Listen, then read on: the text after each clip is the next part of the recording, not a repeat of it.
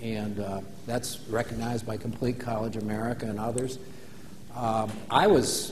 When we did a lot of work in Texas, and I thought I spent 35 years in higher education, and I noticed something in Texas when we were working on the accountability stuff and all that, and that is a lot of people were not including the community colleges as part of colleges and universities.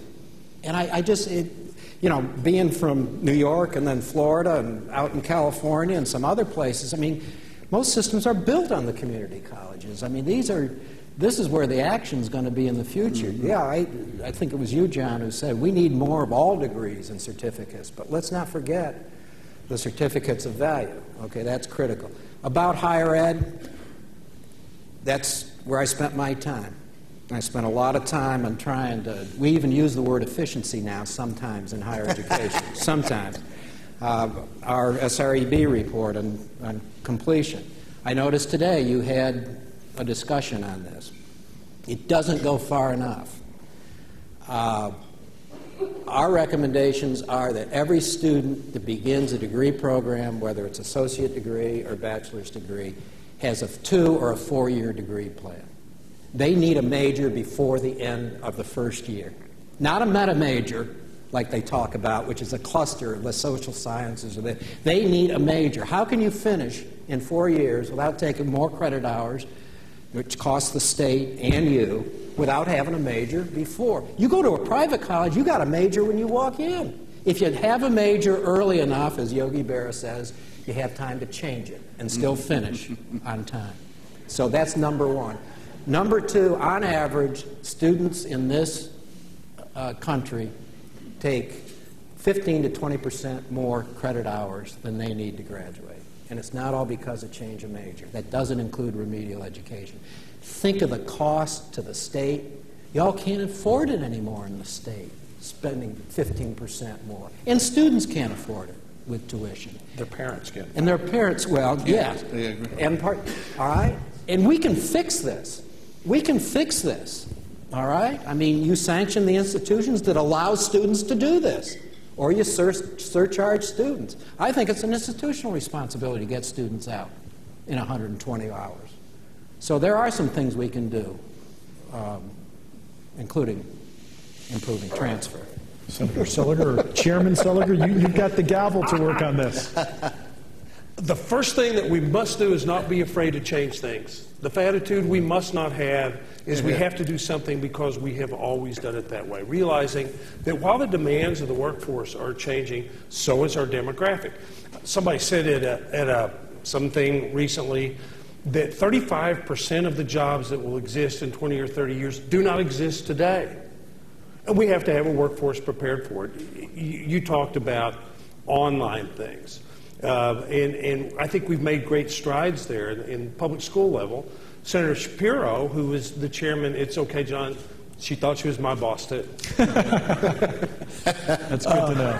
Yeah. Is sort of the parent of the virtual school network.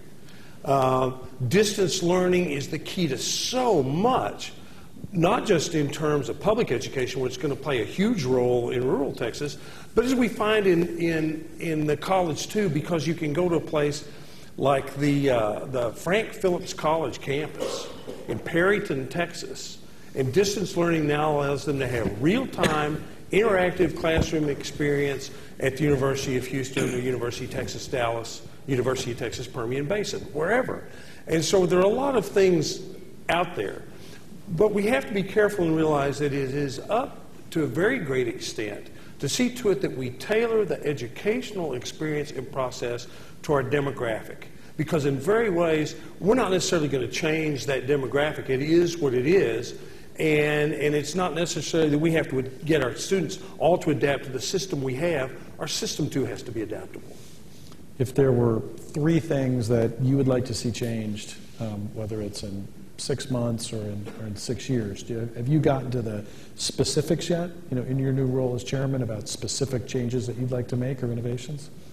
Oh, no. And we were addressing some of the things that Dave talked about to talk about how many hours a person can stay in school without change. And Dave said, you know, we don't know why they're doing that. Yes, we do. It has to do with 21-year-olds wanting to hang around a lot more with other 21-year-olds, generally the opposite sex. And then there is the question of beer. Who doesn't want to stay in college? But, and here's what we've done about that.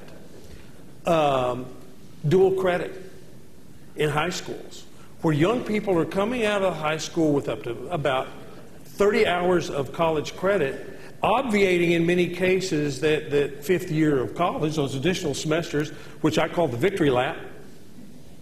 They are no longer necessary, and they're making it harder to sell. We are incentivizing in Texas getting out of college on time. We have a program called Be On Time. I think that's very, very important because in a growing population in the state of Texas, we need those seats in classrooms for the next cohort of students. We need to get people out. Let me just add, John, if a student comes out with 30 credit hours, dual credit, comes out of high school, they only should have to get another 90. I mean, don't do dual credit unless all of higher education is going to accept it toward the degree. That doesn't do anybody any good. So two issues that local school districts are dealing with the entire state is the budget. Major issues about whether there's enough funding in K through 12 education or in higher education. What's your opinion? Second big issue that'll be in the spotlight the next 6 months is the issue of choice. Whether one is talking about public school choice within a district, vouchers, charters, traditional schools, those two issues, the budget for education and the issue of choice.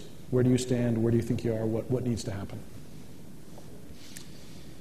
Well, more money is good, but money doesn't solve problems, okay? Look, I'm more distraught over, I loved what you said, that we got to make bigger changes faster, okay? I don't sense that in Texas. I really don't. I sense the status quo needs to be just hang on and let's argue about the budget. And so I think we need to really make sure we're focused on the right things. There's no question that we can do bigger things, but why do you want the money should be the bigger question.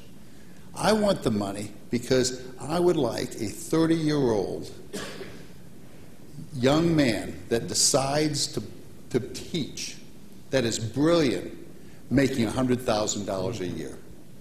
If that happened, education would change overnight. Now, they have got, and we got to be talking about big ideas, and the money will follow those ideas if they're big enough. So I will always advocate for you guys to spend more money towards our school system. I'll do that. Choice, I'm a believer that ultimately what we've done as far as choice with charter schools have been a good thing. But the math doesn't work, guys. We will not solve this problem with choice. We've got to deal with the big, hairy issue of 85% of our kids. We can play games around that, okay?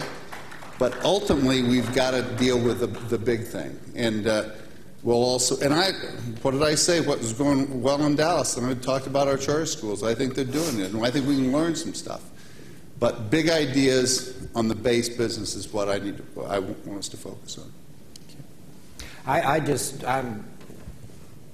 Excuse me from Texas for a second. I'm just looking over the nation and the region. We've got the money we're going to have, except for inflation.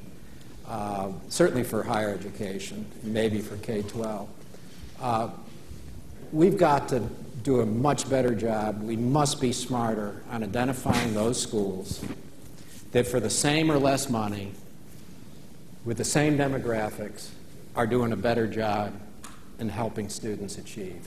And then, that's just the first step, and then going and studying those schools and seeing why. Is it a practice? Is it an educational practice? Is it something else? And then scale what we find about it. I mean, this is happening now in the nation in teacher evaluation. in many, many states, mainly through the MET project funded by the Gates Foundation. They're starting with the measures of, they call value-added, which teachers with the same kinds of students add the most achievement year over year. And then they're going to look at these teachers, what they do, what practices. And then the theory is then putting into the teacher preparation programs, professional development. We're bad at that in education.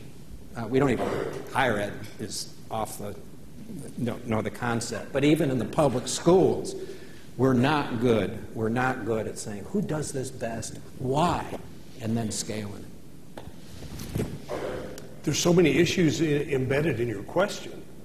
From a legislative point of view, in the Legislative Budget Board's recommendation, 38.2% of the budget is public education, the single largest part of our budget. When I first came into the legislature, 23% of the budget went to Medicaid. That is now 30% of the budget. You add in higher education, you get transportation, which truly demands a pretty high level of funding in a large and industrially concentrated state like the state of Texas. And so, as important as public education is, it still must compete with those dollars for those other constituencies, all of whom are important. And so we'll have to look at those areas that are not just money dependent. Several years ago, John Stossel did a report on TV, said the answer is not just throwing the money at it, it's doing things better. The mayor points out a very, very important concept, and in some ways I think we should paint with broad strokes to school districts that emphasize teamwork, intercampus cooperation, send them money without dictating how they spend it. We can certainly determine that it should go to teacher salaries, but let the school boards, based upon the needs, their specific demographic, let them decide what teachers make, who their team builders are, and who the best teachers are, and do the same thing that we do in any productive process. The people who help us produce our production goals, and they exist in schools, and let them determine what they're paid. When you and I were in school, or when the mayor and I were in school, most women could be teachers, nurses, and secretaries. That was the jobs most available to them. Half or more than half of admissions to law schools and medical schools are now women. We have women CEOs of major corporations. How do we keep those people, and particularly in the STEM areas, how do we keep them from going to work for software developers or for large manufacturers and things like that? By incentivizing their staying in the classroom, and we shouldn't minimize money as one of those things. We're going to have to change it, but in a lot of those areas, we are operating in 19th century educational systems now in the 21st century. We need to get away from that. We've got a major set of recommendations in the Texas Teaching Commission that attack some of those issues. Didn't want to let you miss the opportunity to comment on vouchers, charters, choice, what you see happening in the Texas legislature, if you have an opinion on any one of those issues or it as a whole. No, I don't have an opinion about any of that. Yeah, there is a great deal of choice right now, and there's an important concept that the chairman and the lieutenant governor have talked about, is that a student shouldn't have to stay in a failing school. Where the money comes from is what's important. And current legislation really doesn't have voucher in it. It is not a voucher system. That's another issue. What were the other issues? Charters. Charters are performing a very valuable function.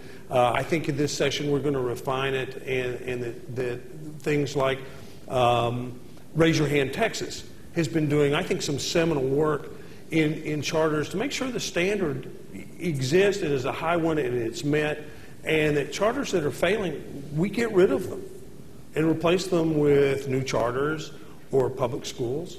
They perform a very valuable function, and we're lucky we have them. All right. Well, we're going to open up to the audience.